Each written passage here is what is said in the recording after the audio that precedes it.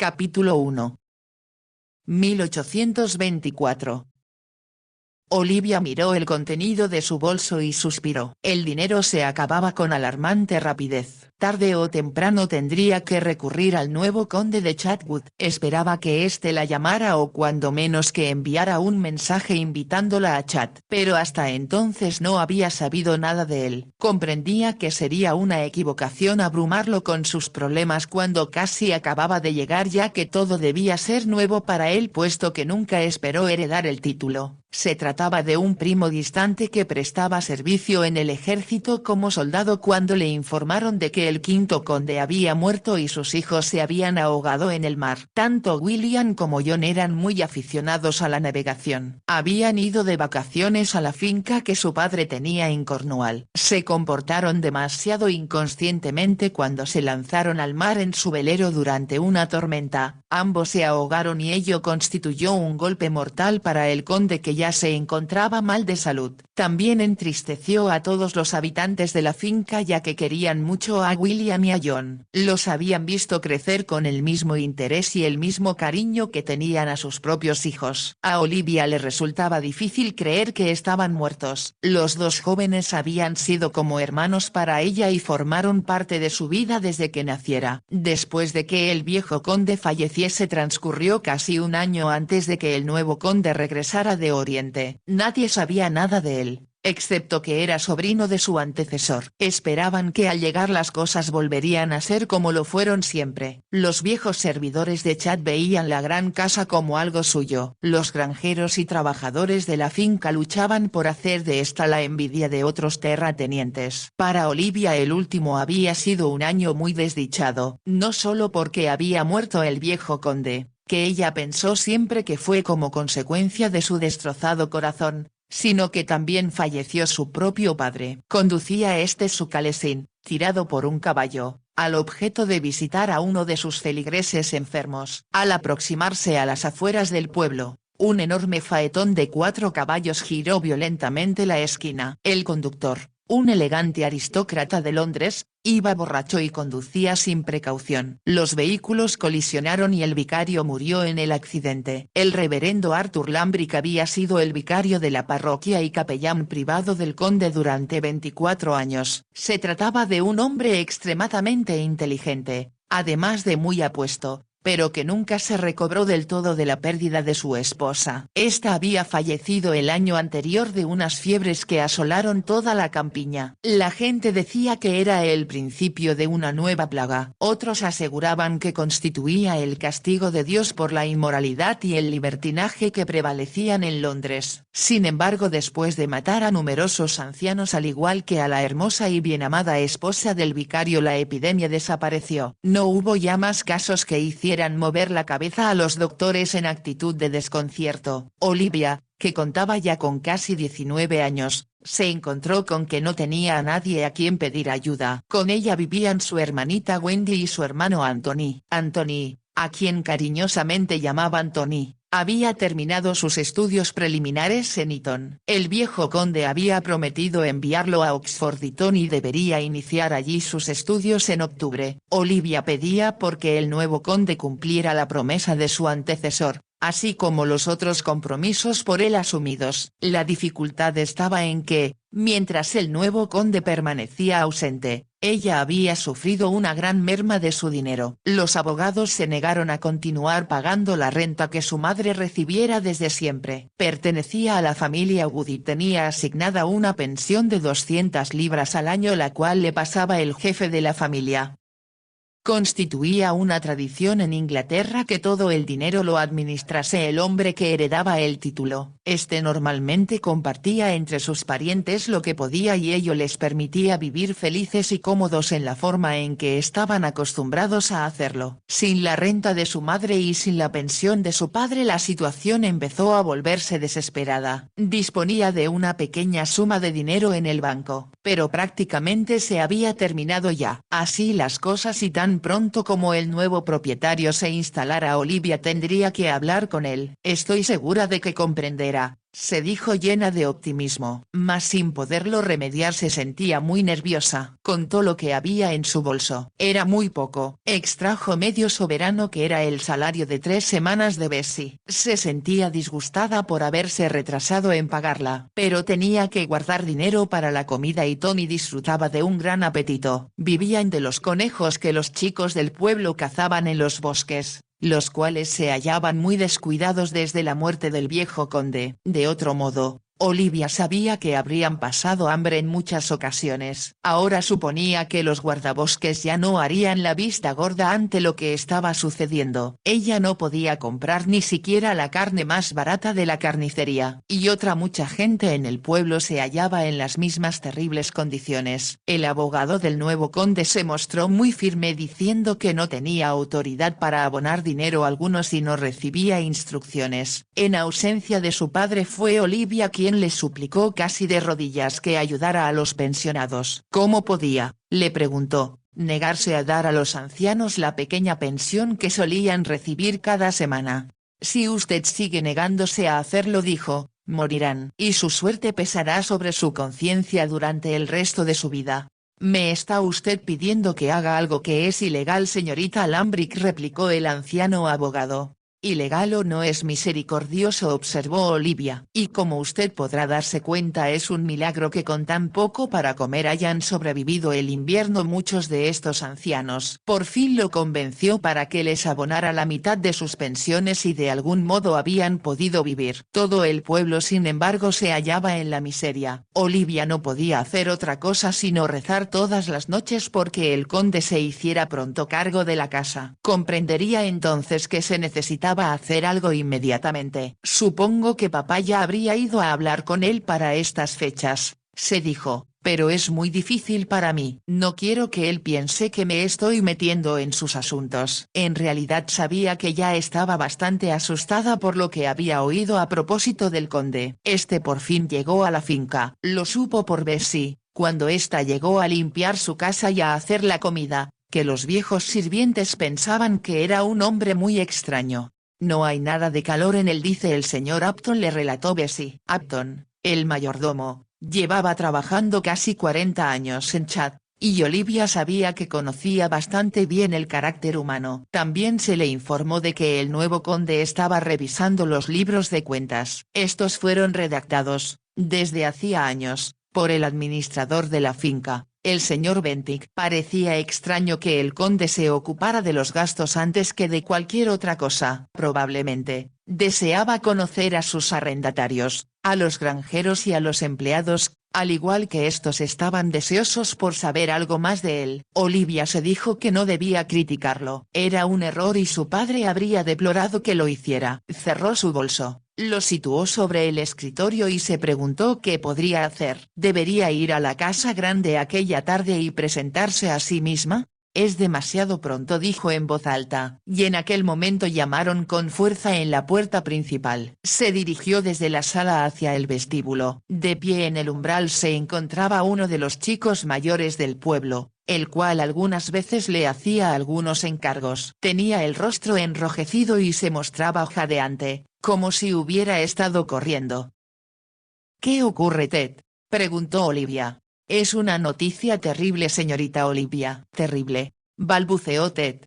¿De qué se trata?, preguntó Olivia nerviosa. Del señorito Tony. Olivia lanzó un leve grito. ¿Qué ha sucedido? ¿Está lastimado? Ha sido arrestado, señorita Olivia. Arrestado por 2 de los nuevos mozos de la casa grande. Lo están acusando de robo. ¿De robo? ¿Cómo es posible eso? El señorito Tony salió a cabalgar en uno de los caballos de su señoría. Un gran potro negro, por cierto. Estuvo corriendo y saltando vallas con él como lo hace siempre. Se detuvo para tomar aliento y Olivia dijo impaciente. Continúa. Se fueron tras él, lo detuvieron, lo llevaron a la casa y lo encerraron en las caballerizas. Después le dijeron a su señoría que se trataba de un ladrón. Nunca había oído nada tan ridículo, protestó Olivia, mas se sintió aliviada de que Tony no se hubiera lastimado. Ciertamente los nuevos mozos no sabían que Tony siempre dispuso de la autorización del conde anterior para ejercitar sus caballos. El muchacho consideraba muy emocionante, Si encontraba un caballo sin jinete, montarlo de inmediato y lanzarse con él a todo galope. Según le explicó Ted, eso era lo que había sucedido en aquella ocasión. ¿Por qué estaba el caballo abandonado?, preguntó Olivia. Parece que había 3 mozos con ellos, explicó Ted. Entonces oyeron a un conejo que había caído en una trampa. Olivia supuso que se trataba de una de las trampas del propio Ted, pero no dijo nada, y este continuó. Uno de los mozos fue a liberar al conejo y los otros 2 se internaron en el bosque con él. Sonrió al continuar. El señorito Tony vio al potro atado a un árbol, saltó sobre él y desapareció de allí. Olivia pudo imaginar con facilidad la escena. Tony se había mostrado muy inquieto aquella última semana desde la llegada del conde. Olivia le sugirió que no debería montar los caballos como lo hiciera siempre. Debemos esperar a que el nuevo conde nos dé permiso para tomar prestados sus caballos de las caballerizas, le dijo con firmeza. ¿Cómo va a saber que yo he hecho siempre eso, si no me conoce?, preguntó Tony con sutileza. Te conocerá tarde o temprano, contestó Olivia, y tú sabes que sería una equivocación pedirle favores nada más llegar. Así las cosas, en lugar de cabalgar, Tony se dedicó a vagabundear por los bosques cuando no permanecía en la casa gruñendo. El granjero Johnson piensa que es muy descortés por parte de su señoría el que no lo haya ido a visitar todavía, anunció. Y Lady Marriott le envió una invitación para que tomara el té con ella, mas él nunca contestó. Lady Marriott era muy vieja y estaba casi ciega. Olivia no pudo menos que compadecer al conde y comprender su tardanza en aceptar su invitación. Pero también era de todo punto innecesario comportarse groseramente. Los Wood siempre han tenido modales exquisitos, solía decir su madre cuando ellos eran niños, y no me gustaría que vosotros fuerais la excepción a la regla. Consecuentemente fueron educados para pensar en sus semejantes antes que en sí mismos. Eran encantadores y amables con todos, desde los más poderosos a los más humildes. Olivia dijo ahora. Gracias Ted por venir a decirme lo sucedido. Iré a la casa grande y explicaré a su señoría que el señorito Tony no intentaba robarle el caballo. Espero que le haga caso, señorita Olivia. Los que han conocido a su señoría dicen que de solo verlo dan escalofríos. Olivia no lo estaba escuchando. Subió corriendo las escaleras en busca de su sombrero. Después de decir a Bessie dónde iba, se dirigió a la casa Chad por el camino más corto a través del parque junto al cual se encontraba Green Gables, la casa en la que ellos vivían. No tenía que salir al camino, ni franquear las rejas de entrada para llegar a la casa grande, mas sí hubo de caminar bajo los frondosos robles. Se movía con tanta ligereza que apenas alteró a los ciervos moteados que se hallaban tendidos a su sombra. En cualquier otro momento habría apreciado la belleza del lago que reflejaba el azul del cielo. La casa misma, con sus docenas de ventanas y las viejas estatuas en el techo, se veía silueteada contra el firmamento. Adoraba a Chad, y disponía de permiso para visitarlo siempre que quisiera desde que era una nenita. Pensaba que conocía la casa palmo a palmo. Iba a toda prisa porque sabía que Tony, si realmente estaba encerrado bajo llave en las caballerizas, debía encontrarse muy nervioso. Al llegar a la puerta principal, Upton, el mayordomo, se apresuró a saludarla. Buenos días, señorita Olivia, dijo con su voz profunda y bien modulada. Buenos días, Upton. Me han dicho que el señorito Tony está en dificultades. ¿Puedo ver a su señoría? Le pareció que Upton dudaba antes de responder. Si espera en la salita, señorita Olivia, preguntaré a su señoría si puede recibirla. Parecía tan preocupado cuando se fue que Olivia se preguntó si el conde estaría seriamente enfadado con Tony. Entonces se dijo que no podía ser tan tonto como para no comprender que todo había sido una broma juvenil. Cuando Upton dejó a Olivia, se dirigió desde el amplio vestíbulo con sus estatuas bellamente talladas y sus retratos de marco dorado hacia el estudio. Llegó a la puerta y entonces oyó voces fuertes. Dentro, Gerald Wood estaba diciendo.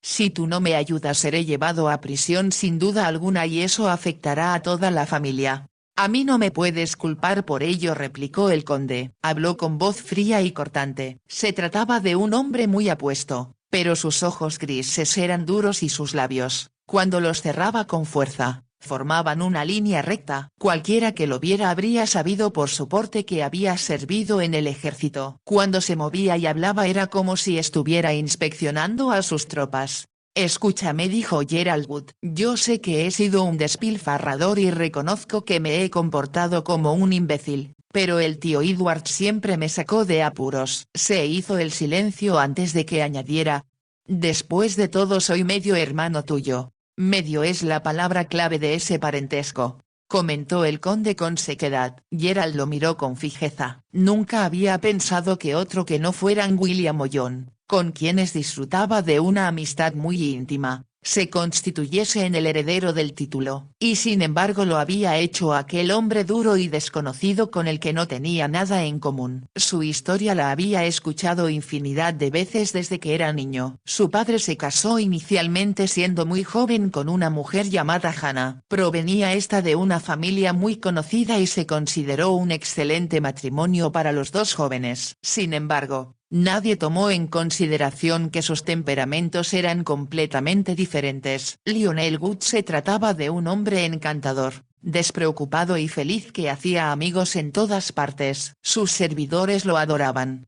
Hay que darle otra oportunidad, decía de cualquiera que hubiera hecho algo desaconsejable. Gerald siempre consideró a su padre como el hombre más maravilloso del mundo. Supo no obstante cuando tuvo edad para razonar lo desventurado que había sido. Su primera esposa, Hannah, se trató de una mujer mojigata, rígida, criticona, que pensaba lo peor de todos. Detestaba a los amigos de su esposo. La escandalizaba todo lo que se decía sobre el Bouton de Londres, el círculo en el que se movían. Continuamente encontraba defectos en su esposo y en cuanta persona se le acercase. Por fin, cuando la tensión entre ambos se volvió insoportable, Hannah lo abandonó. Volvió al lado de sus padres y se llevó con ella, sin el consentimiento de Lionel Wood, a su único hijo, un varoncito al que puso el nombre de Lennox. A Lionel Wood le costó 5 años obtener el divorcio después de acusarla de abandono. Una vez que lo logró, volvió a casarse. Su nueva esposa era muy diferente a Hannah. Siempre estaba riendo, inundada por el placer de vivir. Se comportaba muy bondadosamente con todos los que la rodeaban. Cuando Gerald nació comprendió que había compensado a su esposo por la pérdida de su otro hijo. Lionel Wood era un hombre demasiado orgulloso para pedir a Hannah que le devolviera a Lennox. De cualquier modo, Lennox era el heredero de casi nada. No había sido particularmente importante que Lionel Wood tuviera un hijo para que lo heredase. Gerald no recordaba su hogar de otro modo que no fuese lleno de felicidad y de risas. Si tenía que vivir apretadamente, porque el dinero no abundaba, a nadie le preocupaba eso. Era comprensible sin embargo que cuando él llegó a la madurez quisiera divertirse en Londres. Tras perder primero a su padre y después a su madre, Gerald se desentendió de cualquier precaución. Pasaba el tiempo con los disolutos y jóvenes aristócratas de Saint James y se permitía todas las extravagancias que pusiera de moda Jorge IV.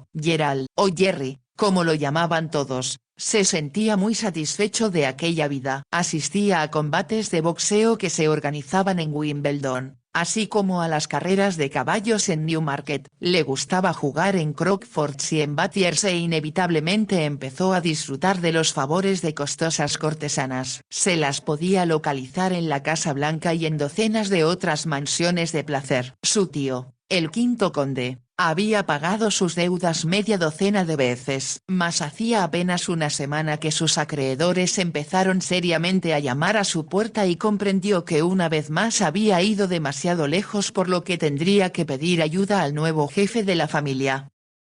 El sexto conde era su hermanastro Lennox. Se lanzó hacia Chad pensando que debería simpatizar con aquel hermano al que nunca había conocido. Lennox Wood no era nadie para sus familiares hasta que estos no tuvieron más remedio que admitir la importancia que había adquirido como jefe de familia. No puedes decirlo en serio, dijo Jerry ahora con su voz más agradable. El tío Edward siempre fue muy comprensivo, pues pensaba que los jóvenes tenemos derecho a divertirnos. Yo habría pensado, comentó el conde con tono helado, que a estas alturas deberías ya considerarte un hombre y actuar como tal. Te prometo que iniciaré un nuevo capítulo de mi vida, dijo Jerry. Si pagas mis deudas y reanudas la renta que me proporcionaba el tío Edward, Te prometo que me volveré serio y formal. ¿Estás de acuerdo?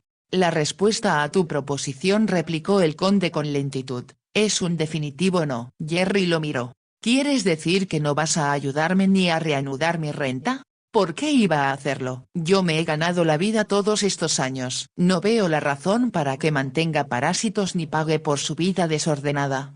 Pero, eso es exactamente lo que tiene que hacer el jefe de una familia, insistió Jerry. Entonces, por lo que a los Wood se refiere, se van a llevar una gran desilusión. No tengo la menor intención de pasar renta alguna a jóvenes que no trabajen. No voy a envolver en algodones a todos esos ancianos decrépitos que debieran haber sido más previsores y ahorrado para su vejez. Como casi no podía dar crédito a lo que estaba oyendo, Jerry se sentó en una silla frente al escritorio. Vamos, hablemos de esto en una forma sensata, dijo. Yo sé que no debía haberte molestado tan pronto, pero me encuentro muy presionado por mis acreedores y supuse que tú lo comprenderías. El conde lo miró como si estuviera inspeccionando un extraño insecto. Tú tienes fuerza y salud, comentó. Me imagino que puedes encontrar algún tipo de empleo y, por tu propio bien, te aconsejaría que lo hicieras cuando antes.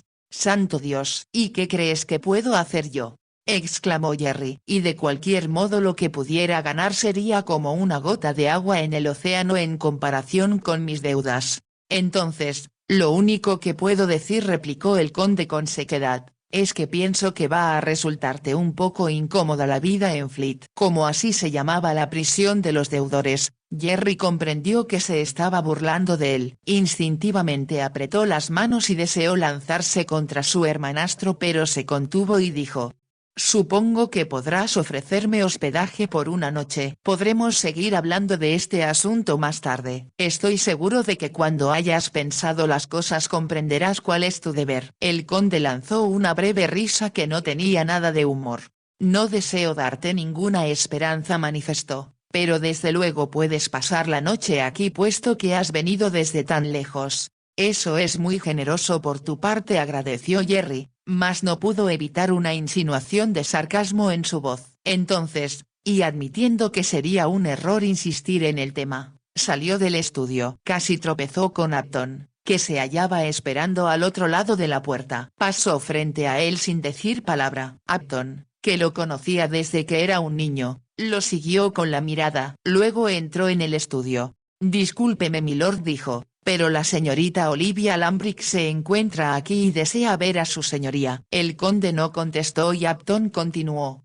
Debe ser para interesarse por su hermano, el señorito Anthony, que se haya detenido por los mozos en las caballerizas. ¿Quién es la señorita Lambrick?, preguntó el conde sin ningún entusiasmo. La señorita Olivia Lambrick, milord, es la hija del difunto reverendo Arthur Lambrick, que fue vicario de Chad durante 25 años y que era también el capellán privado de su señoría. El conde escribió una nota mientras Upton proseguía diciendo: el vicario era un hombre magnífico, milord, y su muerte significó una pérdida muy grande para el pueblo. Su esposa procedía de la familia Wood, y era muy querida por todos. Se la lloró como a nadie cuando fue enterrada en el cementerio de la iglesia. El conde garabateó otra anotación antes de decir: que pase la señorita Lambrick. Muy bien, milord. Upton cruzó el pasillo y se dirigió a la sala en que se encontraba Olivia, que se volvió hacia él al verlo entrar. ¿Aceptó su señoría recibirme?, preguntó antes de que Upton pudiera hablar. Sí, señorita Olivia, pero esperó a que ella llegara a su lado para finalizar la frase en voz baja.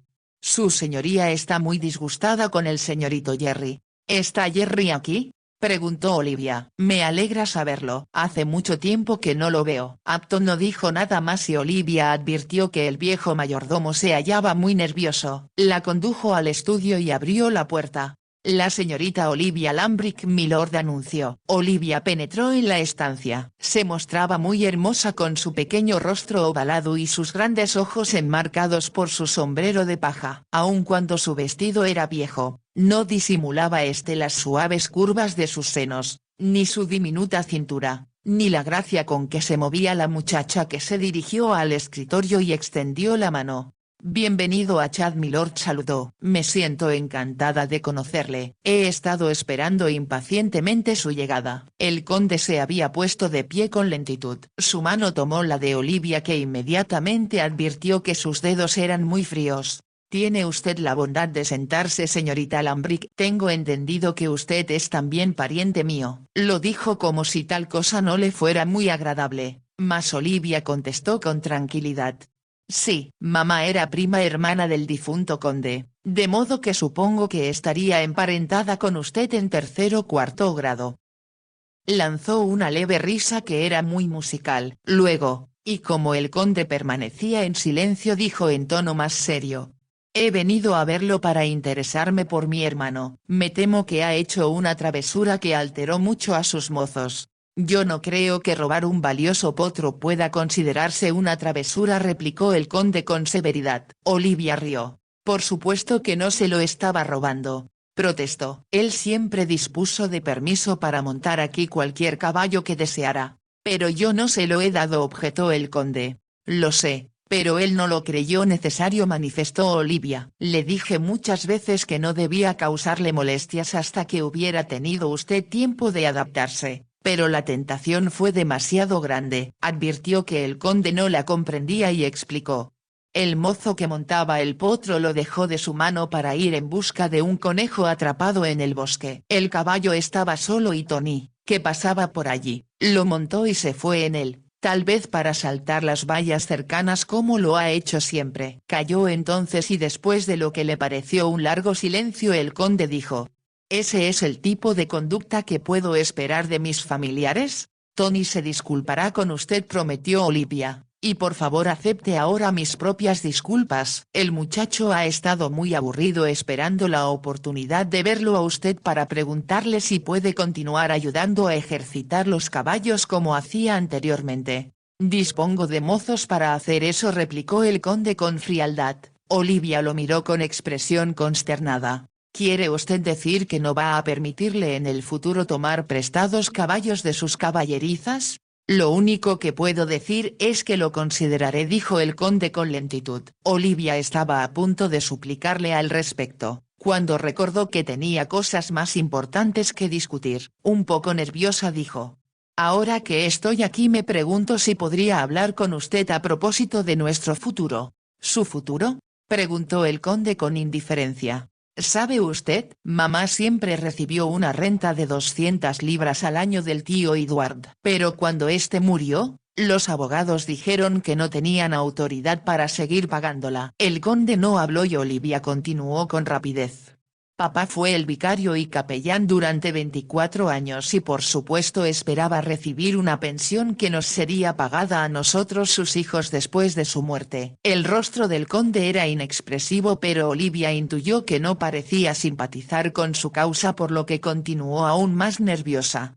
Yo esperaba la oportunidad de hablar con usted. Estamos prácticamente sin un penique y esta es una situación que no puede prolongarse por más tiempo. ¿Y usted realmente piensa, señorita Lambrick, que yo debo proporcionarle una renta que se canceló con la muerte de sus padres? Si usted no lo hace, nosotros, los tres, moriremos de hambre. Trató de hablar con ligereza, mas no pudo evitar que se esbozara un sollozo en su voz. ¿De quién es la casa en la que está usted viviendo?, preguntó el conde. Esa es otra cosa sobre la que quería hablar con usted, dijo Olivia. A papá le asignaron Green Gable cuando se casó con mamá por la simple razón de que la vicaría, que se halla junto a la iglesia, estaba y todavía está en muy malas condiciones. Nunca pareció haber razón para restaurarla. Pero ahora si usted nombra a otro vicario, ¿qué es lo que supongo que tendrá que hacer? Yo no tengo idea de a dónde iremos nosotros.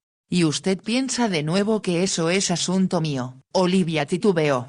No hay nadie más que pueda ayudarme y yo estaba segura de que usted querría hacerlo. Yo no sigo su razonamiento. No los conozco a usted ni a sus hermanos. Su padre ya no me es de utilidad y su madre, que dice usted que era pariente mía, está muerta. Pero nosotros, sus hijos, estamos vivos. El conde la miró de una manera que a Olivia le pareció hostil. Me imagino, señorita Lambrick, dijo con lentitud, que usted debe tener algún tipo de talento que le permita ganarse la vida. Su hermano, si monta tan bien como usted dice, podría ser empleado para cuidar los caballos. Y si no puede sostener a su hermanita hay, según creo, varios orfelinatos para los niños del condado. Olivia se limitó a mirarlo con fijeza. No podía creer lo que estaba oyendo. Se puso muy pálida y pensó por un momento que se iba a desmayar. Entonces se dijo que tenía que luchar, si no por ella misma, sí por Tony y por Wendy. Al pensar en ello recordó de pronto a los pensionados, y con una voz que no sonaba como la suya dijo: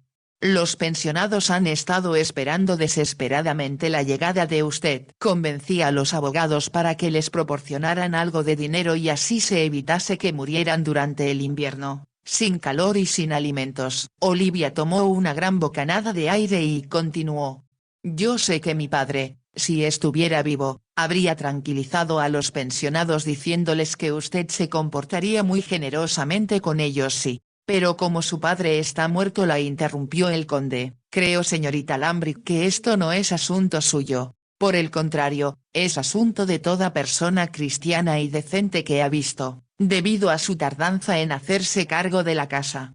Como los ancianos se volvían más y más frágiles semana tras semana, mes a mes. La razón por la que he tardado tanto en volver de la India es porque el viaje inevitablemente lleva mucho tiempo. Fue mucho tiempo para quienes pasaban hambre y para quienes no tienen trabajo, porque no hay nadie en disposición de dárselo. El conde apretó los labios. Eso también es asunto mío, señorita Lambrick. Estoy de acuerdo, son su gente, han sido parte de Chad desde que nacieron, han sido leales a esta casa y al conde que viva en ella. Serán leales a usted si usted los protege como lo hizo su antecesor. Esperaba, al venir a esta casa, oír ese grito eterno: así es como se ha hecho siempre, y sabía que todos se resistirían en forma violenta a cualquier cambio. Yo no estoy hablando de ningún cambio, milord, sino de simple supervivencia, dijo Olivia con lentitud. Por un momento el conde se limitó a mirarla a través del escritorio. Luego se puso de pie con lentitud. Creo que está de más continuar esta conversación, manifestó con frialdad. Olivia se levantó también. Necesito saber, dijo con voz muy débil, ¿cuál es exactamente mi posición? ¿Me está usted diciendo en serio que no recibiremos ningún dinero de usted? ¿Y que debemos salir de Green Gables tan pronto como haya nombrado un nuevo vicario? Lo ha expresado usted de forma clara y concisa, señorita Lambrick, señaló el conde y extendió su mano. Y ahora, como estoy muy ocupado, espero que comprenderá que no hay nada más que decir. Olivia no pudo moverse, se quedó de pie mirándolo. Sus ojos parecían llenar todo su rostro y había tal expresión de desesperación en ellos que el conde no pudo menos que advertirla. La miró, e inesperadamente dijo en un tono diferente de voz: tengo una idea que tal vez resulte. Se sentó de nuevo e hizo sonar la campanilla de oro que había en el escritorio. La puerta se abrió casi inmediatamente. Olivia comprendió que Upton había permanecido tras ella sin duda alguna escuchando lo que se decía. Llame al señor Gerald, ordenó el conde. Muy bien, milord. El conde empezó a escribir algo en un papel. Olivia no habló ni se movió. Sentía como si alguien le hubiera asestado un golpe y estuviera medio inconsciente. ¿Qué podía hacer? ¿Cómo iba a permitir que Tony y Wendy pasaran hambre? ¿Cómo podría enfrentarse a la gente del pueblo cuando todos esperaban que ella intercediera en su favor? Le pareció como si hubiera pasado un siglo antes de que se abriera la puerta y entrara Gerald. Había algo alegre y vital en él, como si pensara que su hermanastro había cambiado de opinión. Cuando vio a Olivia sonrió. Hola, Olivia, dijo. No sabía que te encontrabas aquí. Vio lo pálida que estaba y miró con desconfianza al conde. ¿Qué ha sucedido?, preguntó. Espero que no hayas sido duro con Olivia. Te aseguro que es una persona muy especial. El tío Edward pensaba que no había nadie como ella. La señorita Lambrick, indicó el conde con su voz grave, me ha estado abrumando igual que tú con los mismos problemas. ¿Deudas?, exclamó Gerald torciendo un poco la boca. No, deudas no, dijo Olivia antes de que el conde pudiera hablar. Es solo que no tenemos ya dinero y su señoría no va a continuar dándonos la renta de mamá, ni nos pasará pensión alguna por papá ahora que él ha muerto. Su voz se quebró en la última palabra y sus ojos se llenaron de lágrimas. Santo Dios. Se indignó Gerald. ¿Vas a condenar a Olivia y a toda la gente del pueblo, supongo, a la penuria? Miró con expresión agresiva a su hermanastro, y el conde, que se hallaba sentado en su silla muy erguido, se limitó a decir: como ya le he dicho a la señorita Lambrick, ese es asunto mío. Eso no es verdad, le contradijo Gerald. Tú eres el jefe de la familia y tienes la casa, la finca y a la gente misma del pueblo solo en depósito mientras vivas. No puedes disponer de nada, porque todo pertenece por ley al condado y no podrás llevártelo cuando mueras. Tu obligación es la de velar por quienes dependen de ti. Habló con violencia, pero el conde parecía inconmovible y tras sonreír fríamente dijo: he enviado a buscarte, Gerald, porque tengo una proposición que hacerte con respecto a la señorita Lambrick.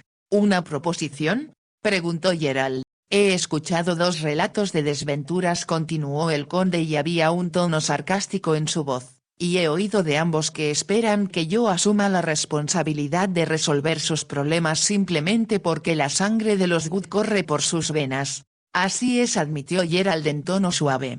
Entonces, si me obligan a hacer algo por ustedes, lo cual va contra mis inclinaciones, tengo una solución para tu problema y el de la señorita Lambrick.